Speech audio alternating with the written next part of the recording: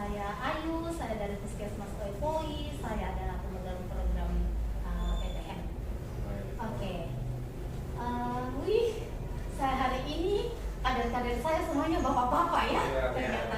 Oke, mungkin bagusnya bahwa kita perkenalan dulu. Bapak dari RW berapa Bapak?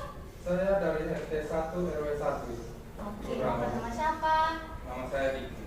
Oke, Bapak. Saya Angga dari RT 12 RW 37. Oke, baik Bapak-bapak. Oke, jadi hari ini kita akan melakukan pengukurannya. Kita melakukan pengukuran salah satu faktor pengukuran risiko PTM. Faktor risiko PTM yaitu pengukuran berat badan.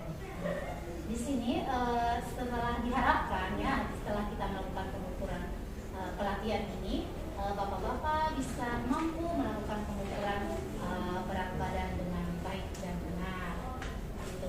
Jadi di sini dalam pengukuran berat badan kita hanya membutuhkan alat untuk mengukur berat badan saja. Nah, kita pengukuran alat berat badannya kita itu sebenarnya ada dua jenis. Ada satu yang manual seperti yang saya bawa saat ini, satu lagi digital. Jadi kita pengukurannya itu gampang saja bapak-bapak. Jadi hanya perlu melepas alas kaki, segala sesuatu yang menimbulkan atau berisiko untuk menambah berat, kita lepaskan saja. Jadi posisinya harus alas kaki kita lepas, HP atau segala sesuatu yang ada di tubuh kita lepas. Tapi karena posisi saya ini, saya boleh memegangnya sebentar saja. Oke. Jadi kita naik saja ke atas. Kita bisa minta Bapak naik ke sini untuk kita. Ya, Pak, lihat terus pandangan ke depan. Jadi Bapak Diki bisa lihat di sini untuk bisa melihat ya. Nah, jadi seperti ini. Bapak yang ditimbang posisinya harus lurus ke depan. Terus kita yang melihat, mengukur berdirinya berhadapan sejajar dengan pasiennya. Dan tinggal kita melihat, oke, Bapak Angga berat badannya ada 53 ya, Bapak ya. Oke, seperti itu saja. Seperti itu saja Bapak. Nah, di situ kan kita bisa setelah melakukan pengukuran berat badan, kita bisa mendapatkan hasil IMP-nya.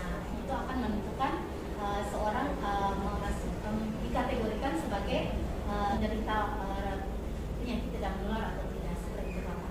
Ya baik, sampai di sini mungkin cukup ya Bapak ya. Nanti semoga saya harapkan nanti setelah ini bisa mengukur berat badan dengan benar supaya mampu menentukan seseorang itu menderita penyakit tidak menular. Seperti itu Bapak. Terima kasih.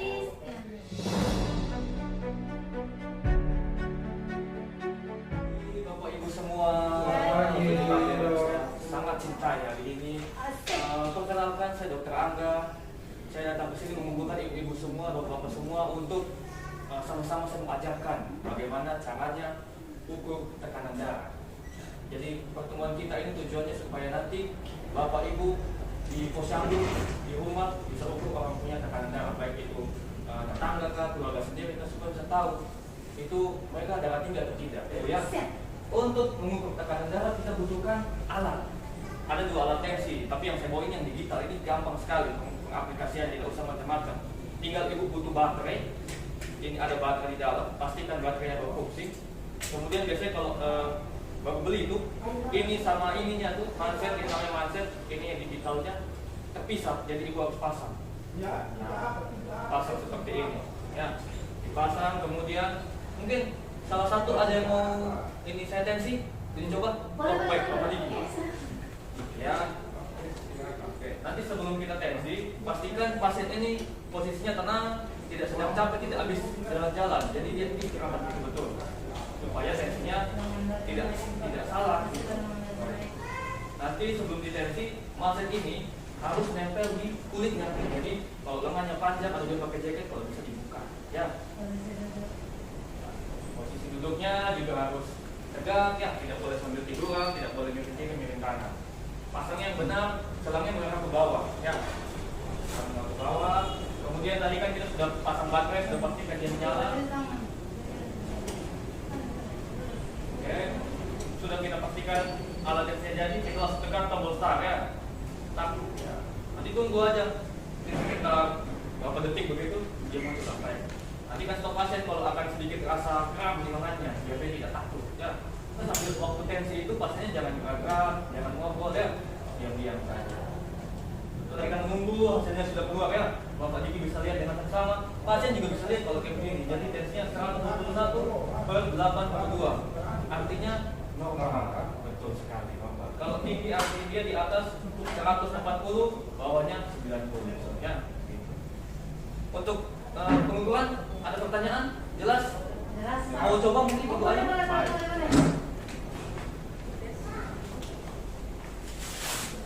Dari awal ya.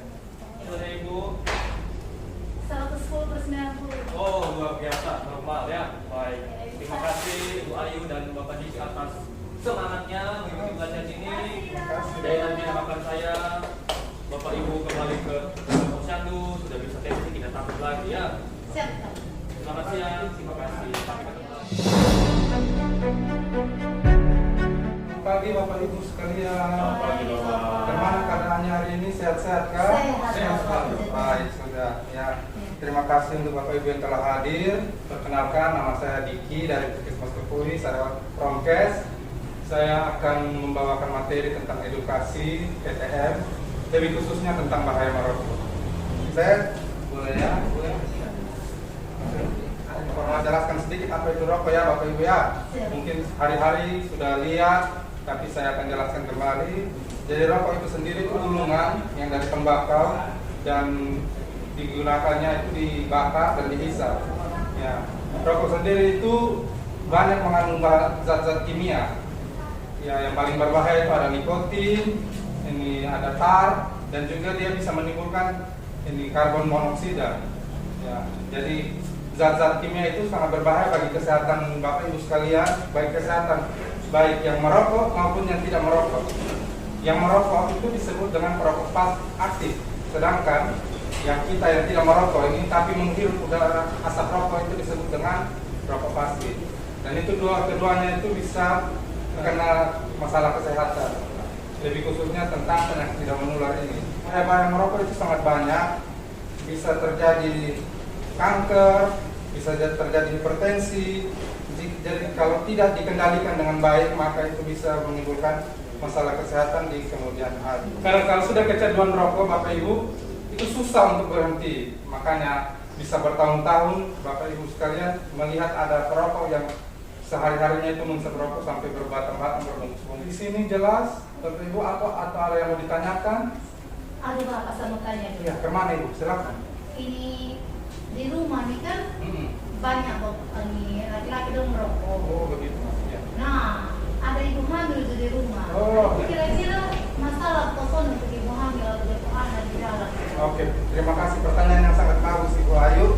Jadi ibu hamil, anak-anak yang tidak merokok, walaupun dia tidak merokok, itu tergolong dengan rokok pasif tadi yang saya sudah jelaskan di awal. Jadi itu sangat berbahaya, apalagi ibu yang sedang mengandung, yang membutuhkan gizi, membutuhkan kondisi lingkungan yang baik untuk pertumbuhan janinnya itu. Kalau terpapar asap rokok secara terus-menerus, maka akan membahayakan dirinya dan juga janinnya. Jadi bisa nanti terjadi keguguran atau pendarahan, komplikasi apapun yang bisa menimbulkan masalah kesehatan baik bagi dirinya, ibunya maupun janinnya. Jadi diharapkan Bapak Mama nanti pulang ke rumah, terus nanti turun ke posyandu, Bapak Mama bisa menjelaskan tentang bahaya merokok ini. Oke, mungkin sekian Bapak, Ibu, terima kasih.